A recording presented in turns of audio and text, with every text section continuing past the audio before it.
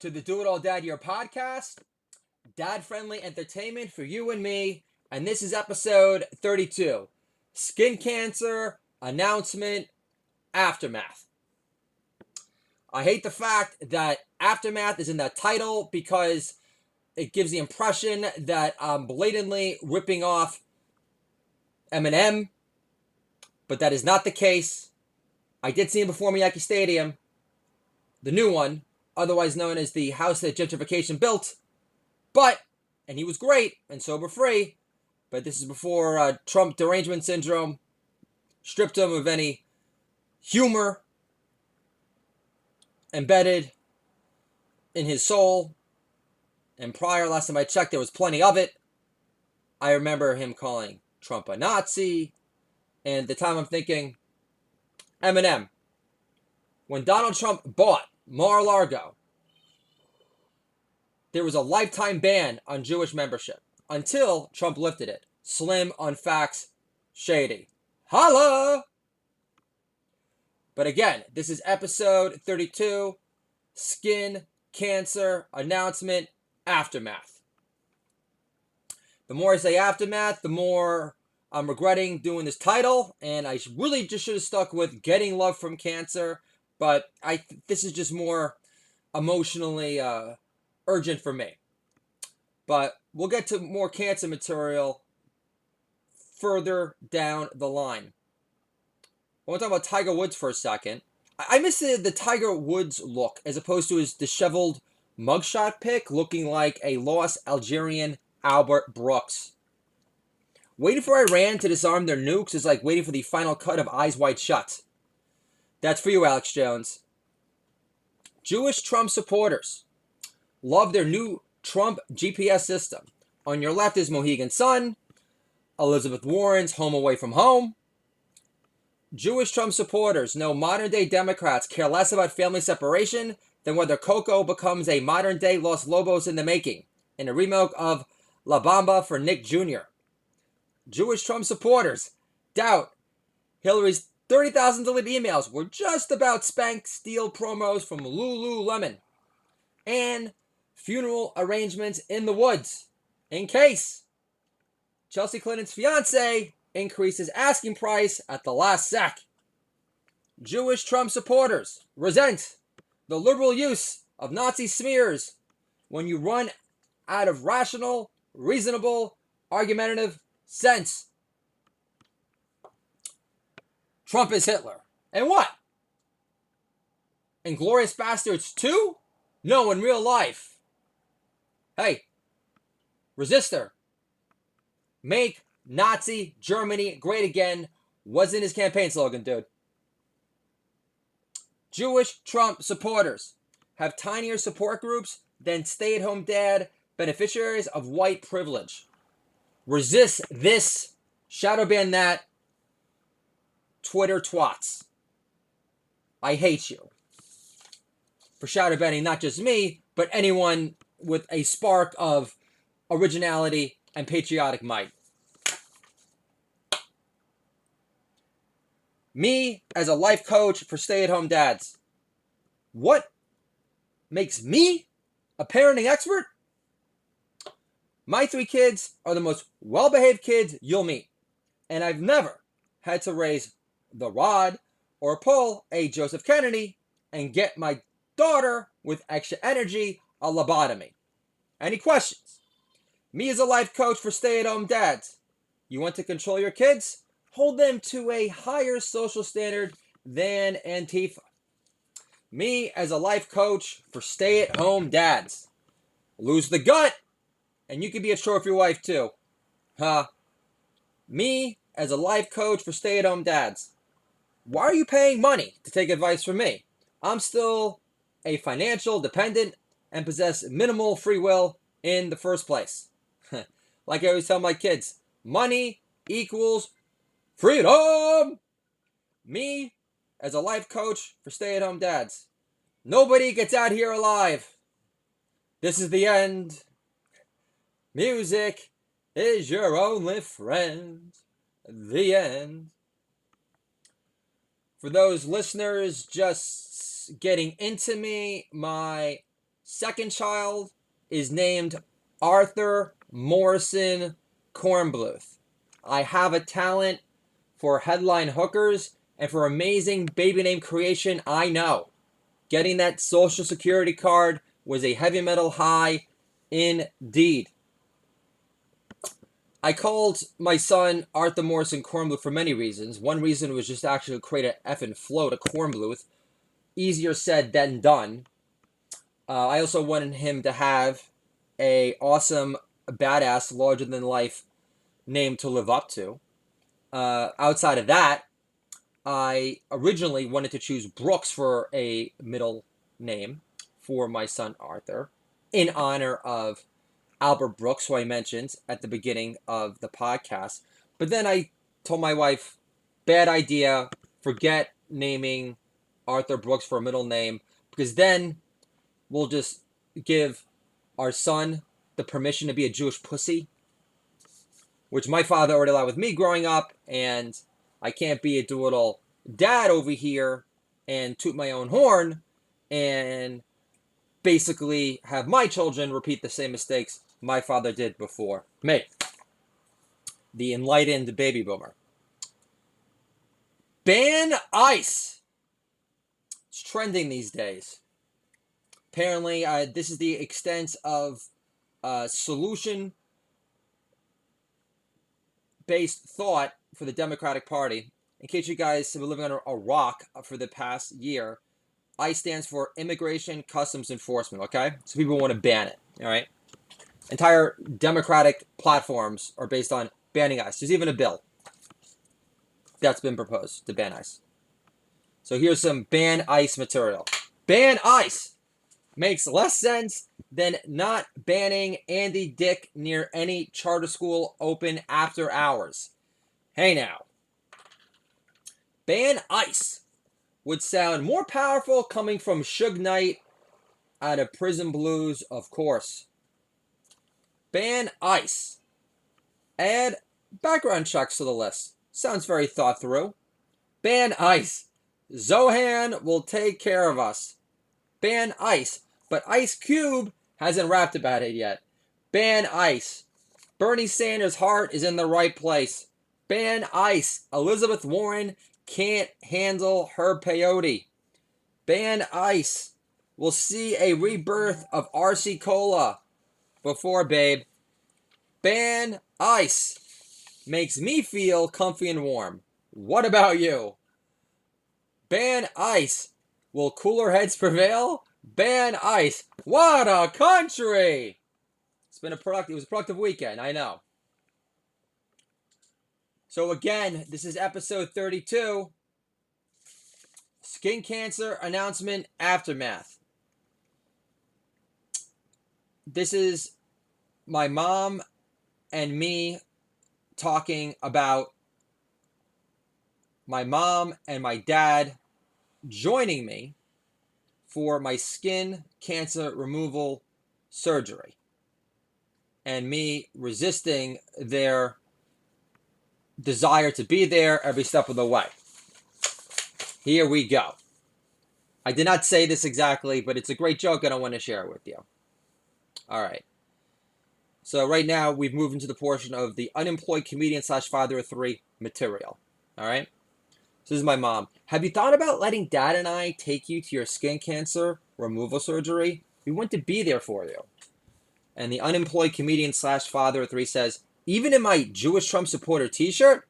Hey now. I love that joke. So this is me at Dunkin' Donuts, the unemployed comedian / father of three. So the Dunkin' Donuts worker says, would you like your double espresso in 2 cups? And the unemployed comedian / father of three says, so I could spread the love? Play the role of mixologist at home, perhaps? Dunkin' worker laughs long time. More unemployed comedian / father of three material. This is my mom visiting, saying, Matilda's camp ends next week. Unemployed comedian / father of three responds, that was short. Sleepaway camp felt forever for me. More conversations with unemployed comedian / father of three and his mom. It's my mom. Rachel's kids are so loud, her neighbors call the police. Unemployed comedian slash father of three replies, her husband isn't funny.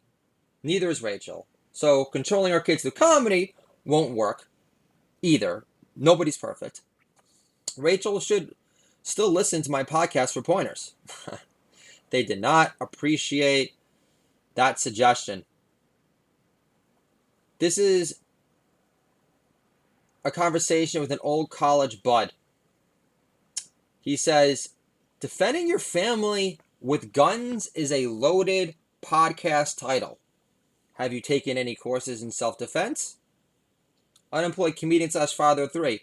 No, that's why I want to interview do-it-all dads who could do lots of damage when needed to learn from. This is my father. There's no such thing as mellow Jimmy. Talking about Jimi Hendrix here. I had asked Alexa to play Mellow Jimmy after he complained about Bon Jovi being too intense and asked me to play Bob Dylan instead. And after I said, I have no problem with Bob Dylan, I read the lyrics to my daughter. She could already explain what Like a Rolling Stone means. I have a closer personal connection to Bon Jovi. I only wrote a pilot trilogy called Heavy Metal High. That's a love letter to the power ballad, which is all about longing and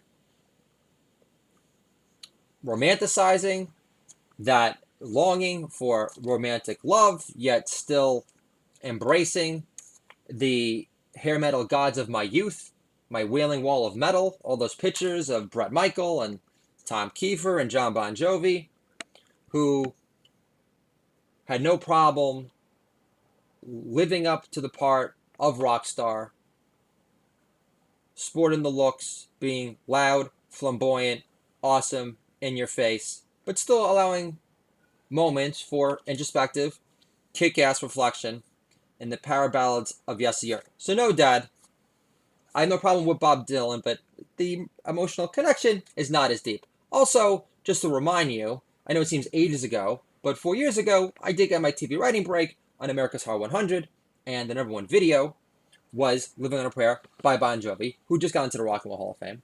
Totally overdue. And I was able to write a very meaty, emotive intro homage in their honor, where I call them the long-haired cowboys from New Jersey. So, Dad, no, I don't expect you to not only belittle and shit on my musical connection with the greatest glam metal band of my generation that I've taken your granddaughter to in Mohegan Sun. So it's just very frustrating when, and this is a side note for all do-it-all dads, and this is what I've realized, some arrogant baby boomer arrogance never dies. And don't expect that it ever will. And I'll quote Philip Roth. I don't like to, but again, you know, if you're Jewish, I don't know if this applies to you as well for you Gentiles out there, but according to Philip Roth, all Jewish parents treat you like a 5-year-old forever. True words have never been spoken. So apparently deconstructing Harry, that degenerate alcoholic pill-popping character that Woody Allen played, that cheats on everyone that moves, that was based on Philip Roth because he used to bang Mia Farrow. Also, side note, my first moral parenting stance was insisting that my daughter only watch Woody Allen films that came out pre-Sunny.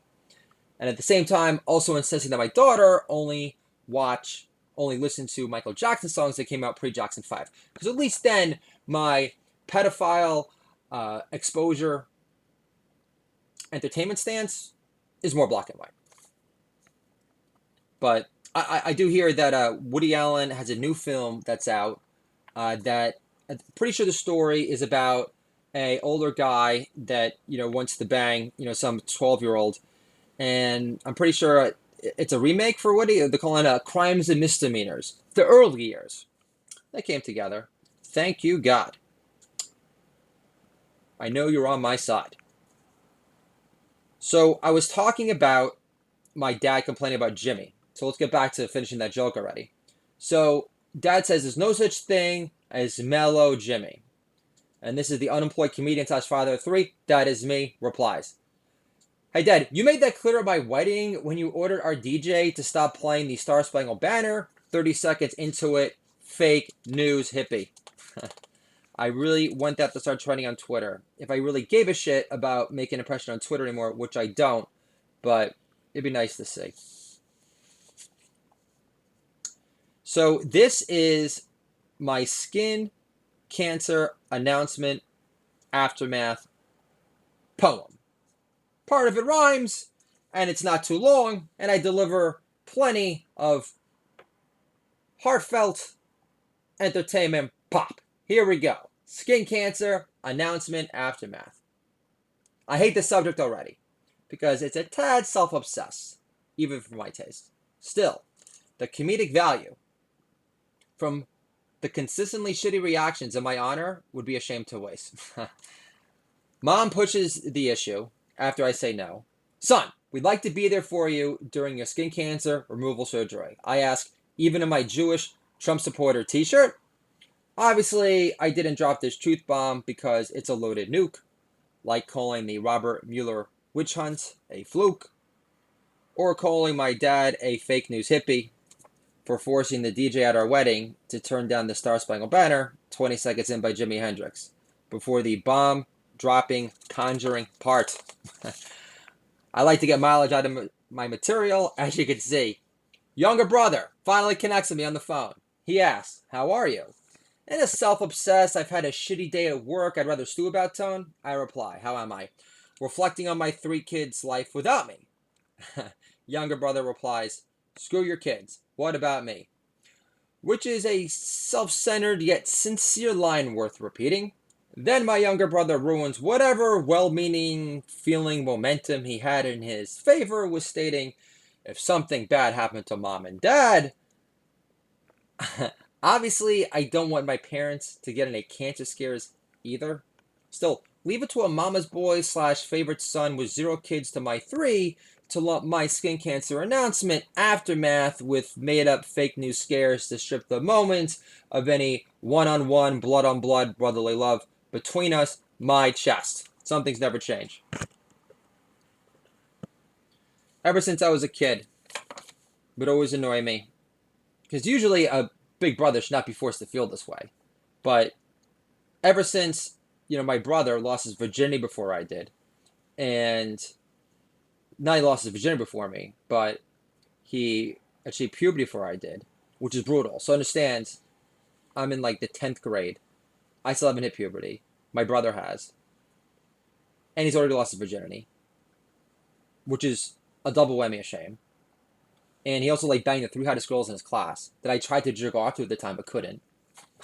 Who wouldn't feel like a big brother bust under these circumstances? So, but we got comedic mileage out of it in our heavy metal high pilot, so it's not the end of the world. Where I talk about getting a book from my mother on Hanukkah, Miss Empathy. It's called The 12 Stages of Puberty, in front of my younger brother, after he got rollerblading gear. I remember saying, Mom, 12 stages of puberty. Thanks so much. I can't wait to tear through this tonight and confirm how behind schedule I already am. What's the last chapter called on losing your virginity? What's that chapter called exactly? Deep Impact? So, my point being, as a kid, my younger brother, when he had his girlfriends, would always make me feel, whenever I was hanging out with her, even though it was our parents' house, he would give me the feeling that, I was this annoying intrusion, like a made up Russian bot, and we should have felt on equal footing, and I've always said this, for the longest time, my parents, they talk about how, well, I don't make them feel so welcome and loving, so they decide to cancel a family trip that we had planned to Delaware for our family. Nothing screams more cold and transactional than I'm going to call you with my credit card information. So you could go with your family, but not us because it's too long of a drive, even though we're driving cross country and it's not like we're 80 yet, but you go have fun because, you didn't emote enough about us playing the role of grandma and grandpa for 2 weekends in a row for the first time all year long. I get it. Duly noted. So I was talking about my brother. So in attempt to give my younger brother a shot at loving me better, I asked him to read a recent blog post of mine because God forbid he'd want to see my writing talent shine. In the end, I got my brother, I'll read it while I'm taking a shit. The following day, that being today, I text, talk about a long shit. 2 hours later, I text, you've got shits or not enough fiber in your diet, obviously. Told one friend about skin cancer removal surgery. He asked, did it spread? Hope not, or else I'd be closer to dead. More than ever, I'm determined to love the ones I'm with more passion and loving desire than before. Laughter in our home from my kids and wife never bores. My skin cancer announcement aftermath hasn't been a total downer because it's brought out my wife's best nurturing side, which makes her deep-rooted love for me impossible to hide. But there is a addendum attached to that poem because I did tell another friend today, my dear friend Jason Lessner, who I live with in Sherman Oaks. And I remember him coming home from work and I wasn't working and I was sampling horrific stabs at jokes in front of the mirror. He basically felt like a loser through osmosis. But he always, believed in my talent and ability. And he always encouraged for me to write. I remember even at one point when I wasn't writing on a daily basis. I remember him saying, like, why aren't you writing? So he always understood that it was very central to like to who I was, and that it was central to like my destiny. So Jay, I love you for it, bud. You're the brother I never had, and the great brother I never had. I'll never forget that Nick year you got me for my birthday one year, and you called me out of the blue, and then we became roommates. You're my best roommate ever. In Sherman Oaks. Was able to tackle the open mics that first year in LA. Back then, I only had my curb, for my TV writing break. But, I always, respected your hustle, the fact that you were this, star basketball player for the Maccabee Games, and that the fact that I remember you telling me that you doing the underground boxing, like that old school movie Gladiator, starring Cuba Gooding Jr. It's very badass. And I'll never forget when we played basketball, and I gave you an elbow shiner by mistake, and it formed instantly, and you easily could rip my head off, and you didn't. So thank you for not doing that. It could have gotten ugly. And I remember you sharing my script to Glenn Harrington for Always Sunny Philadelphia, which is wonderful. You were playing my Ari Goldbud. So you're my pony boy gold friend, bud. So enjoy your family vacation in Hawaii. Can't wait to promote your company on my podcast and to make as much money as humanly possible from the Bitcoin market due to your, generous tutelage. So, and I remember there's this guy, Brendan Daly, I used to follow on Twitter. I'm not involved in Twitter anymore. I say that, I get involved, but I'm now convinced they just shout about all the time. So, and I really want to get into deeper stuff.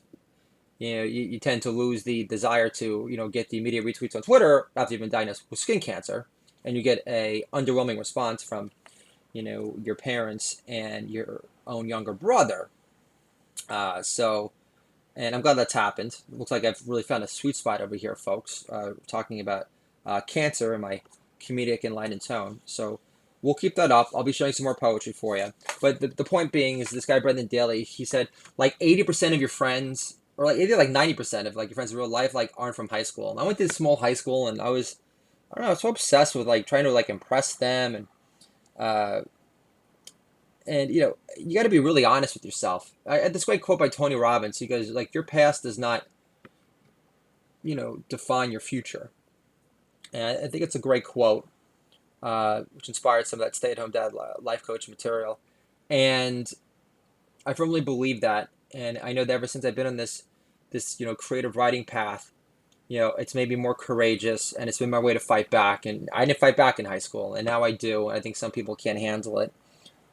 Some people, like to put people in boxes, and I think it's a beautiful, empowering thing when we're able to shatter those preconceived, labels and boxes to pieces. And even when parents, try to put you in a box, saying, "Oh, too ambitious," blah blah blah, and I know that like it burns my parents at some level that I don't care about their opinion regarding, my odds of becoming a major American writer in this lifetime. I don't care that they think that me killing at the Montreal Comedy Festival within the next, 5 years is far-fetched. I don't care that they tune out after I tell them, after having a conversation about my skin cancer removal surgery. I don't care that they get completely tensed when I mention about plugging a story into my podcast about my dad's friend's kid that can't control their kids, that are completely out of control, who make so much noise that they gotta call the cops. I don't care. I didn't care before I got skin cancer, and now I officially don't give a shit. Huge determining factor in terms of your effectiveness as a comedian and writer in this world. Like Charles Bukowski said, the great Charles Bukowski. Just to wrap things up. So I ask Alexa. We now have Alexa. Way smarter than Cortana, by the way. Just throwing it out there. Cortana is the virtual assistant for Microsoft products. Alexa for Amazon. So I told my English father-in-law that if he ever wants to feel smug superior, he could turn down interview requests for Microsoft for any SAP jobs, knowing that Alexa, knowing that Cortana sucks compared to Alexa. As a stupid, dumb sliznet in comparison. That's my gorgeous son, aka Chosen Curls, and they're singing Rose, 10 and 3 years. The light of my world. So this is the Do It All Dad Your podcast. Dad-friendly entertainment for you and me. Controlling our kids through comedy can make our kids great again. And the point about Bukowski before is, if you have something really important to say, you really shouldn't have to share it with your wife or your parents or so-called fake friends from high school in order to get their blessed approval. In this world, all you've got, if you want to really connect with people and inspire, is your balls, your passion, and your trust in self. Listen to that inner voice. The more it grows, the stronger it gets, and it will never die. In this lifetime or the next. This is Do It All Dad Your podcast. Dad-friendly entertainment for you and me. And I'll talk to you guys soon.